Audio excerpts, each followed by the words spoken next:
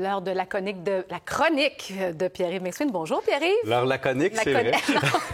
J'aurais jamais dit ça. Et aujourd'hui, vous êtes inspiré par les potins artistiques pour des réflexions fiscales. Oui, là, je ne parle pas de l'enfant futur de la mairesse de Longueuil et de l'union parentale. Oui. Je parle du condo de 5 millions de Louis Véro. Évidemment, j'utilise le fait qu'ils vendent leur condo 5 millions de dollars avec un gain de 650 000 en 3 ans pour parler de fiscalité. Parce que c'est intéressant.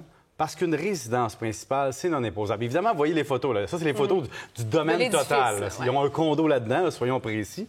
Et ce qui est intéressant, c'est que le but de cette mesure-là, c'est pour permettre aux Canadiens de déménager. Disons, par exemple, que vous déménagez pour des raisons familiales. Vous changez d'emploi, vous venez animer à Montréal très tôt le matin.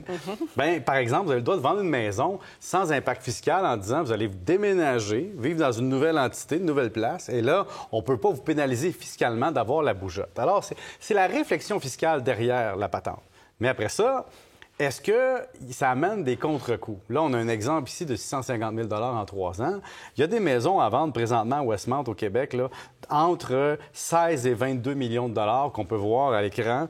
Donc, ces maisons-là, si elles sont possédées par des particuliers qui sont sur le marché de la revente et que c'est leur résidence principale, peu importe la valeur de la maison, il n'y a pas d'impôt là-dessus. Donc, ça, c'est le gain en capital.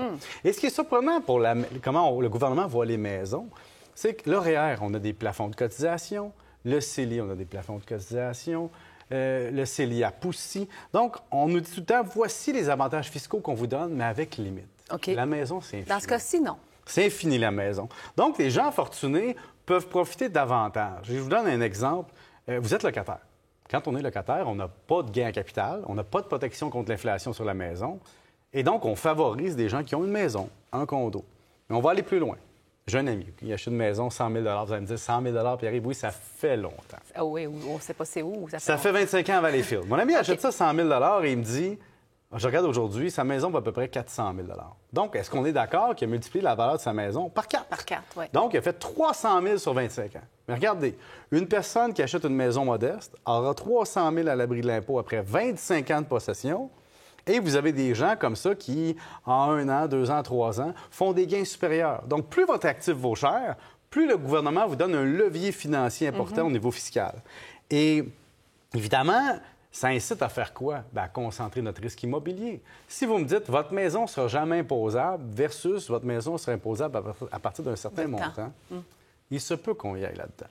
Alors, il y a aussi une chose très, très importante. Si vous avez un grand terrain, il y a des gens qui me disent, Pierre, moi, je veux un grand terrain. Je vais avoir 300 000 pieds carrés. Bon, ce n'est pas des gens à Montréal, clairement. Non. Mais pour des gens en région, sachez que si votre terrain dépasse 53 280 pieds, c'est-à-dire un demi-hectare, il pourrait être considéré comme un actif séparé de votre maison en disant, dans le fond, fiscalement, c'est pas pour profiter de votre maison que vous avez ce terrain-là. C'est un domaine, c'est sa gare. Et donc, vous devez avoir une imposition. La seule exception, ce sera quand vous aurez un terrain qui sera obligatoirement d'une certaine grandeur pour respecter des conditions de la municipalité. Là, vous pourriez faire une exception à la règle.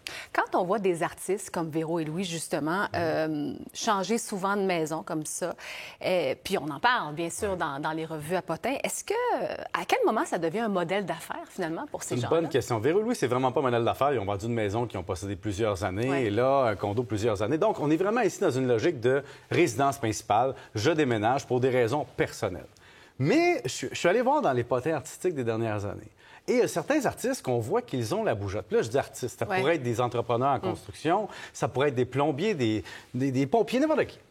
Il y a des gens qui ont la bougeotte. Donc, je vois des articles où la personne dit « Ah, j'ai vendu en 2013, j'avais un nouveau projet. Puis en 2016, puis en 2019, puis en 2021 et encore en 2023. » Ça s'accumule, aux 2 ans à peu près. Alors, le fisc, aux 2-3 ans, pourrait dire « Hey, attendez une minute, là, vous, là, c'est pas un gain capital sur une résidence principale que vous faites. C'est que vous avez un modèle d'affaires de bouger. C'est-à-dire, vous achetez une maison, vous la rénovez un peu, vous la maquillez, vous l'améliorez, et là, vous créez une valeur autour et vous la revendez.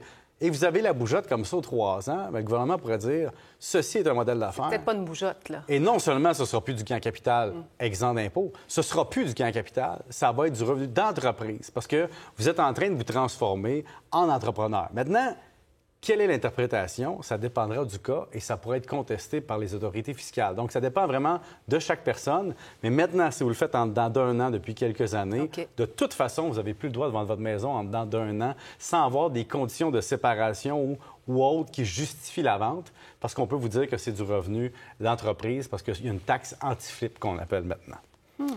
Et autre point que j'aimerais peut-être souligner aussi, c'est la mesure du +1. Si vous avez un chalet et une maison en même temps, et vous vous dites « Ah, mon Dieu, un jour, je serai imposé sur un des deux », bien, il y a une petite exception. C'est-à-dire que la règle du +1 vous donne un cadeau. Je vous donne un exemple mathématique, là, je reste dans le simple.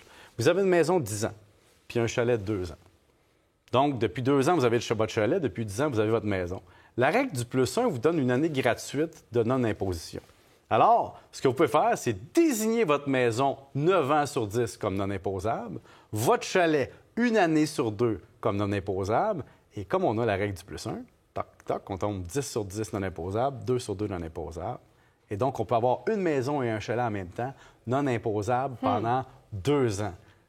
Si jamais vous étirez 3-4 ans, bien là, évidemment, les prochaines années, il va falloir faire un choix. Mais le 2 ans, c'est légal de le faire. Le 2 ans, c'est légal de le faire parce qu'on l'a détenu, on l'a habité de façon conventionnelle, avec notre famille à des usages personnels, et on l'a désigné une seule année. On n'a pas désigné notre maison pendant ce temps-là, mais avec la règle du +1, ça s'annule, puis avec la règle du +1, ça s'annule. Donc, voilà, les principes de base sont là. Donc, quand vous voyez un potin financier, vous voyez le potin, moi, je vois la fiscalité derrière. Donc, c'est merveilleux. Donc, bravo au gain capital de 650 000 non imposables. Moins, évidemment, il y aura la charge du courtier immobilier à payer. Et ça, c'est taxable. Bien sûr. Merci, Pierre-Yves. Merci à vous. Bonne semaine. À lundi prochain. À lundi.